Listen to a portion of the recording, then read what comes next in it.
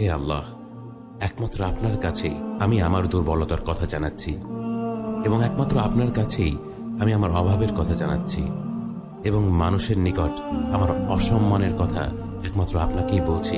হে আরহামার রাহিমিন, আপনিই তো প্রতিটি দুর্বল ব্যক্তির রব, এবং আপনিই আমার রব।